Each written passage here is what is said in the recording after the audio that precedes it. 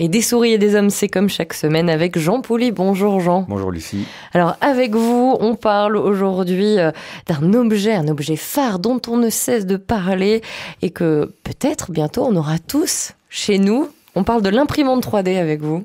La vie en 3D, du virtuel au réel. Peut-être, on va peut-être avoir ce nouvel objet, l'imprimante 3D, parce que les prix baissent.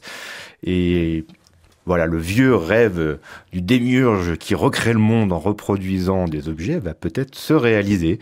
D'ailleurs, ce rêve a été réanimé dès les années 60 par la technologie, puisque déjà Arthur Clarke parlait d'une machine à répliquer, voilà, qui allait reproduire les objets. Puis dans l'imaginaire collectif, on a tous ce souvenir de Tintin et le lac aux requins avec le fameux professeur Tournesol qui invente une photocopieuse tridimensionnelle qui est immédiatement convoité par l'affreux Rastapopoulos pour fabriquer des faux en dupliquant des œuvres d'art volées dans des grands musées. Eh bien, Lucie, nous y sommes parce que un étudiant, Tim Zaman, pour sa thèse de fin d'études, voilà, a créé un scanner 3D d'une extrême précision pour enregistrer les moindres détails de tableaux inestimables.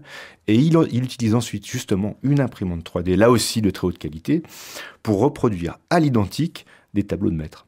Alors, comme vous le disiez, est-ce que c'est un nouvel objet ou alors une nouvelle mode passagère?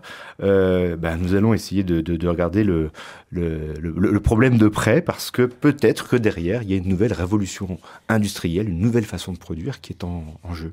Alors revenons-en à la base. Une imprimante 3D, qu'est-ce que c'est? Qu'est-ce qu'on peut faire avec ? Comme son nom l'indique, c'est une imprimante qui permet d'imprimer en 3 dimensions. Alors, on a l'habitude de la 2D, des feuilles. Imaginez que vous imprimez 200 feuilles, ça fait un volume. Là, c'est pareil, on imprime des couches successives. Donc, on a besoin tout d'abord d'un logiciel 3D. Et puis, on utilise une matière première. Alors, ça peut être différentes formes de résine, du polychrome, de la poudre de polyamide. Alors, le plus courant, c'est l'ABS. C'est pas un système de freinage. C'est un polymère thermoplastique. En fait, c'est une sorte de plastique rigide qu'on connaît très bien, puisque c'est celui qui est utilisé le plus couramment dans l'électroménager, la téléphonie, tout ce qui est matériel informatique. Par exemple, les briques de Lego, c'est le plus connu, sont dans cette matière-là. Mais on peut aussi utiliser d'autres matières, comme des métaux, des alliages, du ciment, de la cire, de la céramique et même des produits alimentaires. Donc tout est possible, ça dépend le type d'imprimante. Et est-ce qu'on peut tout imprimer avec ça ? Potentiellement, oui, il n'y a pas de limite. C'est la seule limite, en fait, ça serait la taille de l'imprimante. Parce que, en fait, on peut imprimer à quelques microns près, c'est-à-dire, ça s'appelle la nano 3D, des tout petites pièces, jusqu'à plusieurs mètres, ce qui pourrait même permettre d'imprimer sa propre maison. Et oui. Alors, le très sérieux Institut français d'art culinaire travaille même à l'impression alimentaire pour reproduire des aliments et des décorations à base de pâtes. Vous voyez, donc les domaines d'application sont infinis.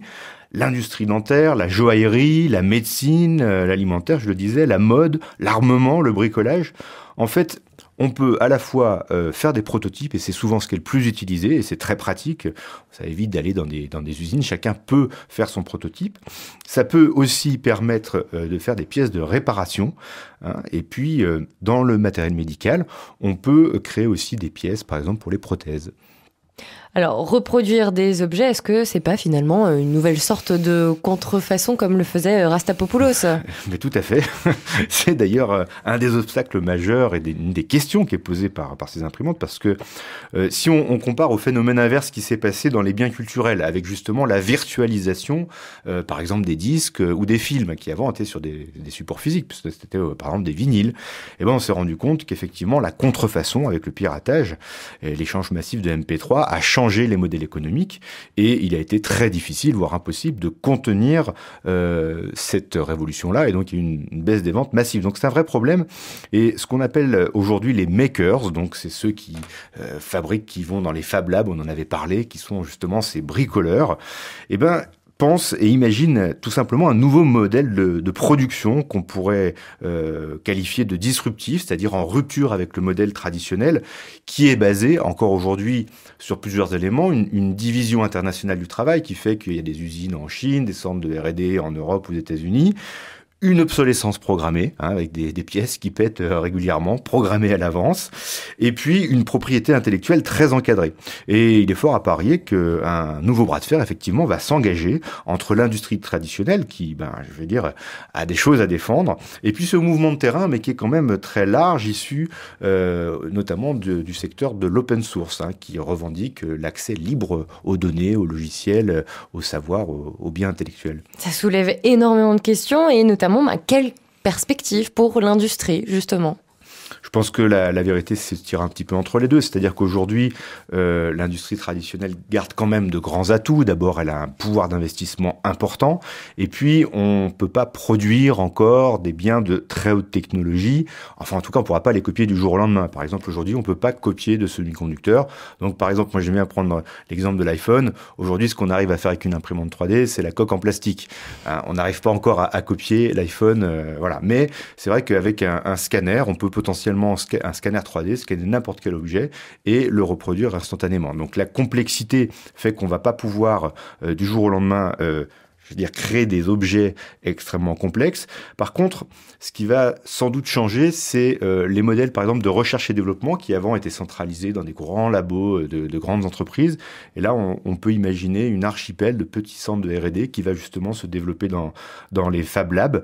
Et c'est peut-être ça qu'on peut appeler la troisième révolution industrielle, en revenant un petit peu à la maison, comme au temps à Lyon des canuts, qui avaient chacun leur métier à tisser chez soi. Et quelque part, le fil de polymère pour une imprimante 3D remplacerait le fil de soie. Comme quoi, rien ne change vraiment et tout se transforme. Merci beaucoup, Jean Pouly. Quelque chose me dit qu'on en reparlera de cette imprimante 3D avec vous. À la semaine prochaine.